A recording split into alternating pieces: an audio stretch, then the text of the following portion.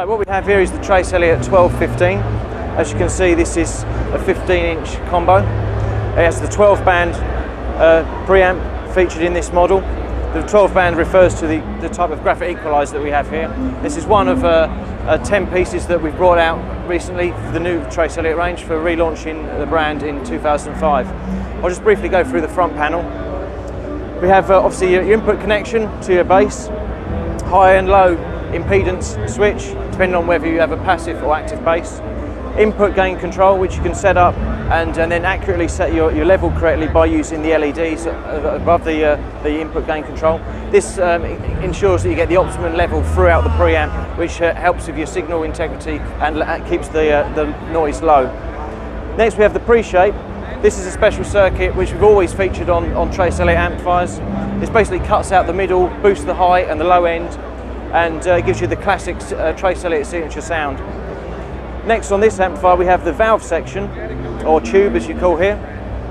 This features a drive control which is used basically to set the level that is going into the valve and consequently how much warmth or overdrive that is added into the sound.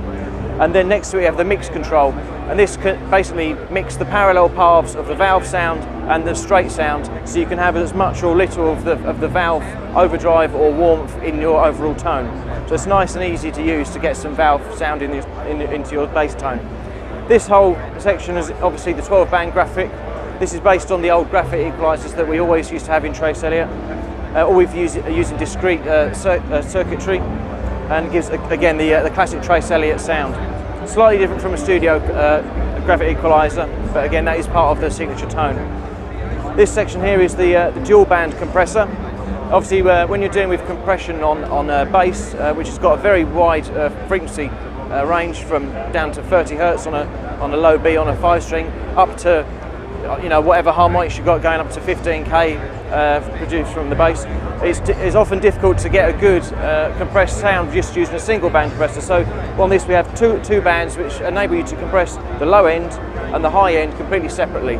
This means that when you're going from slap playing to fingerstyle playing, you won't let the transients of the slap affect the low end. So it's a nice compressor, deliberately designed for bass guitar. The next control is for the effects loop. On the rear we have all the connections for the effects loop as well as the DI outputs and the tuner output. But this is quite a sophisticated effects loop on this unit.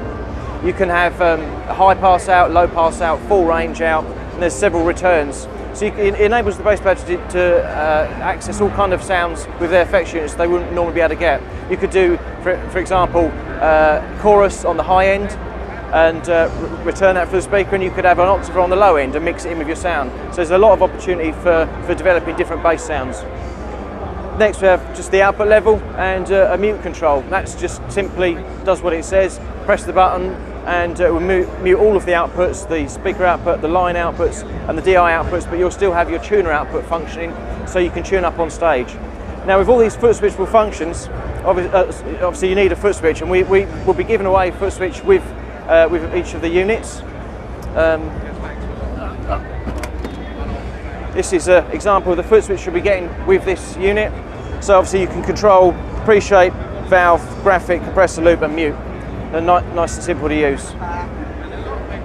This is one of 10 pieces in the range, as I've said, 1/15, and this is a 500 watt combo. We also do it in a 2x10 format, which is next to it, and several other combos in the range as well as speakers and heads.